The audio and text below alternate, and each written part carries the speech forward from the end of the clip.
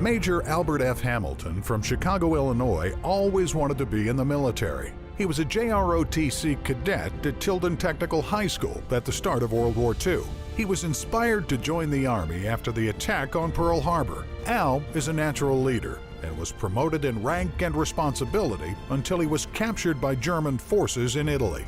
He was held as a POW in Nazi Germany for 9 months and was liberated in 1945. Back at home, Al met and married Lois Erickson, who would be his wife for 60 years. With Lois's encouragement, he went to OCS and was commissioned as a second lieutenant and assigned to a regimental combat team stationed in Okinawa. During his Korean War service, Al suffered a traumatic combat experience that gave him severe amnesia that took months of recovery. In 1962, while stationed at Fort Jackson, Al retired as a major with 20 years of service. I was raised in the South side of Chicago. I joined the ROTC program because I had heard through people telling me, check out the ROTC when you go to high school. And it was one of the smartest things that ever happened to me. I was laying on the floor reading the comics, and the radio piped up, Japan just attacked Pearl Harbor. And at that moment, I knew that I wanted to go into the Army. 18 weeks basic training, and we went through a lot out here at Fort Jackson, and I was ready to go. As soon as they said, let's go, I'm ready to go. We sailed down, picked up ships, got a convoy, and went European theater of operation, and we got attacked by the German bombers going through the Rock of Gibraltar. It wasn't scary. Well, I'm 18 and I know everything.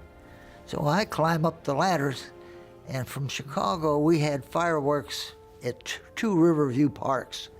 And I saw many fireworks, but when you see some 800 ships firing machine guns, what have you, up into the air, it was the most beautiful sight I ever saw in my life.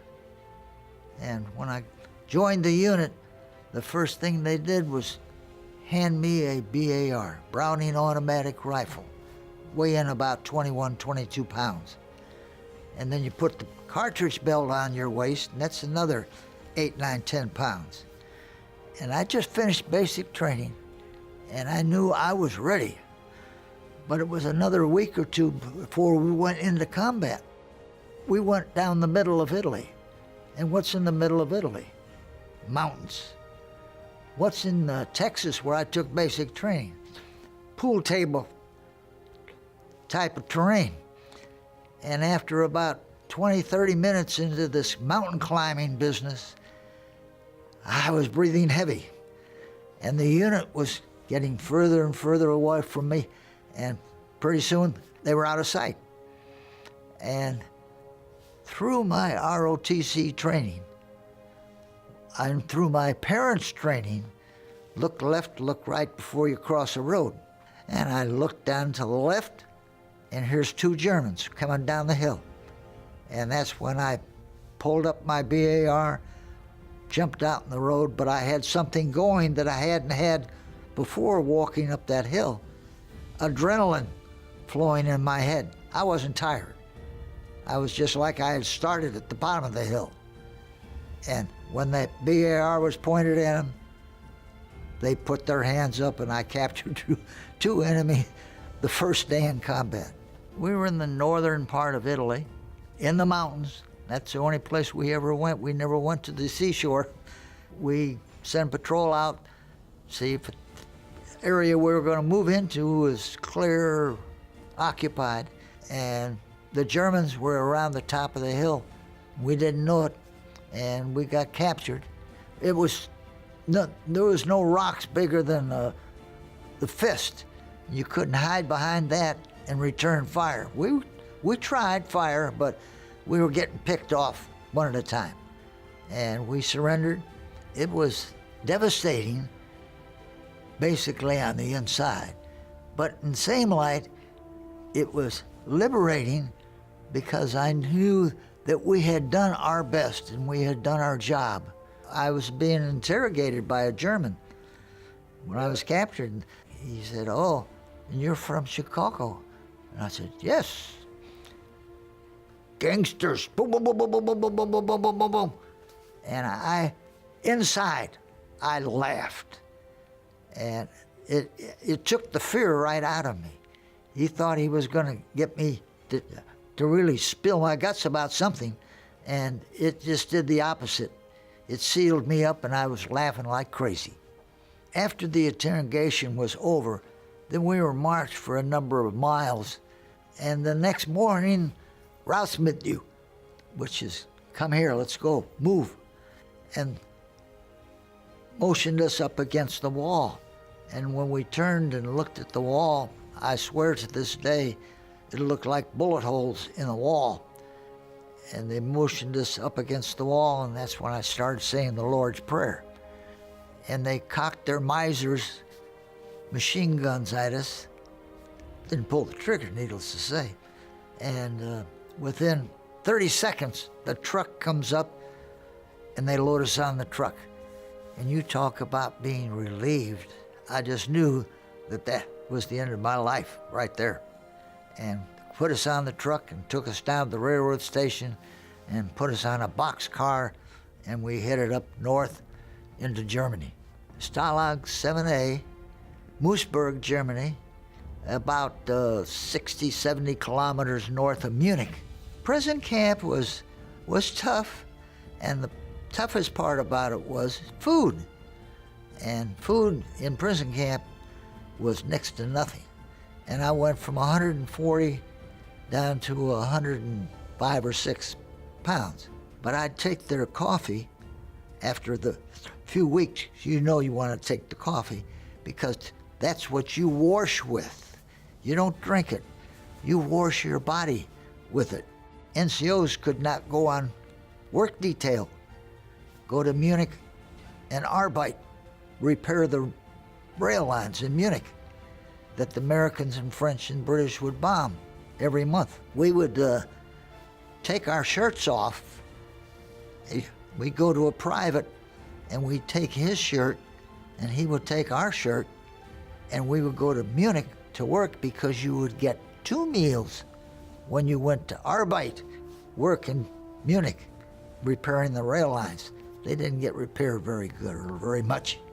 Matter of fact, one day we went there and it was off-season bombing. It was the middle of the month, and the guards grabbed us and shoved us down steps, and we got down in the basement, and he got his key out and he opened up the door, and he went in and he lit a match and he went down lighting candles, and he passed out the cups and he poured beer into your cup, and we were there for about 20, 30 minutes, and when the all clear sounded, we staggered up the steps.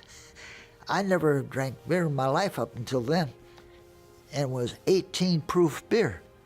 And I staggered up the steps with all the rest of the people, including the guard, and the first sergeant came by about the time we came out, and the German first sergeant just chewed him out in German, just something fierce. We knew that the American armed forces were coming, because the Germans that morning threw the rifles away. They took off. And about 5, 10, 15 minutes later, we could hear the tanks coming down the road, and it was Patton's Third Army. As the tanks were coming down, we climbed under the first barbed wire fence. Of course, we couldn't have done that before the guards left. And the tanks came along, and one tank stopped right where we were standing, about 14 or 15 of us, up against, holding onto the barbed wire fence. And when they idled the engines down, we could hear music right where the tank driver was sitting with his head out of the tank. And we yelled at him, "How about turning off your engines and turning the volume up on your radio and open your hatches up so we can hear music?" We hadn't heard music, well, I hadn't in 9 months. And he opens up all the hatches, turns off the engine. We still couldn't quite hear what the music was. turn the volume up. He turns the volume up. And this was where tears came down my face. It was Bing Crosby and the Andrews Sisters singing Don't Fence Me In. What was the chances of that particular song playing at that particular moment? About 5 minutes later, one of the guys said, "Hey, look over here by the post headquarters." So everybody turns their head. The swastika is going down. Of course, we screaming and yelling and cheering, and then within a minute or two, up went the American flag, and here come the tears again. After the war, when I got married, my wife was making more money than I was as a sergeant when she was working as a secretary. So she said, "Well, why don't you go to OCS?" And I said, "That's a good idea." And that's what I did. I went to OCS, got promoted to second lieutenant, and then I got shipped out to Okinawa. And got there in December, and then a few months later, what happened? The Korean War. But anyway, we got to Korea, and our first engagement, we went down this road, skinny road, and this whole battalion went down the skinny road. And about 15 minutes later, the hills opened up on us. Skinny roads, couldn't turn the vehicles around. And my wife, months later, showed me the article in the Chicago Tribune. 29th RCT wiped out. Complete equipment, 90% personnel. That was my opening to combat in Korea. And it was a mess. We finally organized way later that day, and we had maybe a platoon left. And it was the saddest part of my entire life. Sometime after that, I don't know how long, day, week, hours, month, I became evacuation as an amnesia patient. And I woke up on a boat, and right then I was on this boat heading to Naples, Italy, 1943, to join the 88th Division. There was no 1950.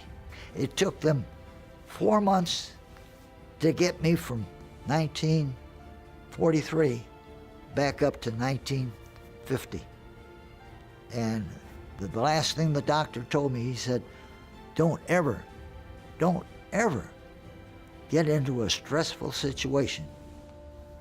And what more is a stressful situation than being an infantryman in a war? Well, I stayed in up until the time the Vietnam War was coming up. I retired out here at Fort Jackson in '62, and I had to get a job. And I got a job at the post office delivering mail. And it was just like I was back in the infantry, walking down the street, open up the box and stick the mail in, walk down the street, stick the mail in. So I was right at home, walking down the streets. The best thing I ever did in my life was to serve my country. And I have no regrets. I think the Blue Star Mothers is a real big step forward in doing what is needed to be done for the people here in the United States, and particularly Columbia, South Carolina.